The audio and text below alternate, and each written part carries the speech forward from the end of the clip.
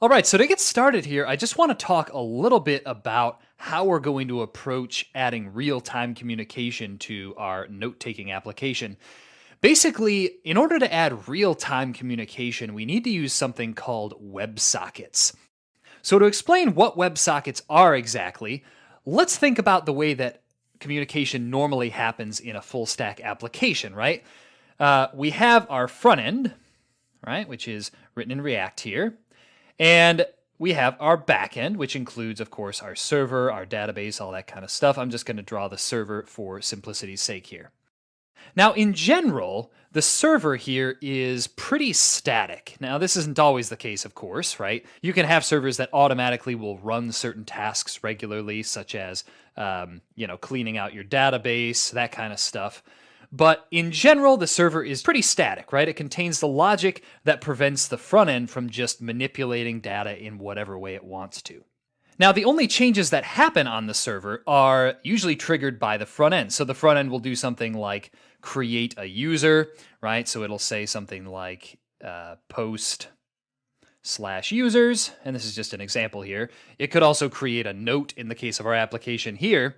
And in that case, that's when the actual changes will take place on the server, and the server will respond to the client with some kind of data, or just respond saying that everything went okay with whatever operation that was.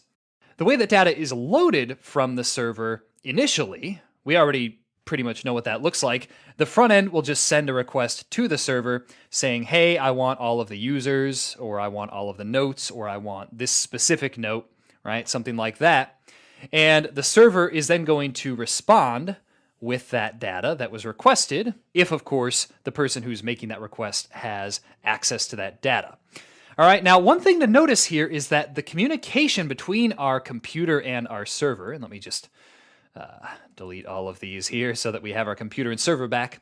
The communication between our computer and our server, right, between our front end and back end, it's not really an even relationship, right? In other words, the front end is the one that gets to call all the shots, and the server can't really do anything unless the front end explicitly sends a request to the server, either asking for data or saying to create data, update data, delete data. You get the idea. All right, so that's how the front end and back end relationship works when we're just using regular network requests. Now, before we go on here, I want to just say that there's nothing wrong with this, right? This is the way that most websites are built, is just using simple requests from the front end to load data or modify data on the back end. However, in certain situations, this kind of asymmetric relationship isn't really enough. Now, to give you an idea of this, let's say that we wanted to allow more than one user to edit a note at the same time and have those changes instantly reflected on the other user's computer. Well, in that case, right, let's just draw out what that would look like trying to do that with just regular network requests. What would happen, let's say that both of these clients log on to the note detail page at the exact same time and start editing. Well, when they both go onto that page, they're of course both going to send a GET request to the server, right? The server is going to respond, and same thing for this one. It's going to send a GET request saying, hey, I need data for the notes, and the server is going to respond. So what happens now when one of these clients makes a change to that data on the server? This client, let's say, updates the note data for a given note on the server. Well, in that situation, this client, right, we'll just call these clients 1 and 2 just to give them a name. Client 1 now has an outdated version of that information, right? Because client 2 here has made an update to the note that they're editing. So the problem with that is when client 1 goes to make its changes, those changes are very likely going to conflict with the changes that were made by our client number 2. So what I'm getting at here is the main problem with this is that our server is not able to send a request to our client side, right? Our client side can send a request to our server whenever it wants, but our server in general cannot send a request to our client side. Now, the way to make this actually work and the way to allow the server the same kind of possibilities as we allow the client side, right? In other words, in order to make that communication ability symmetrical between the two, what we're going to need to do is use something called WebSockets. So basically, a WebSocket, to describe it very simplistically, a A WebSocket is essentially a network request that doesn't end. All right. So in other words, let's say that we have our front end and our back end again. We already saw what a normal request looks like. With WebSockets, what happens is the front end is going to make a request to the back end, and this line of communication here is going to be kept open between the two. So what this means is that the client side will be able to continuously send information through this sort of pipeline that's been created to the server.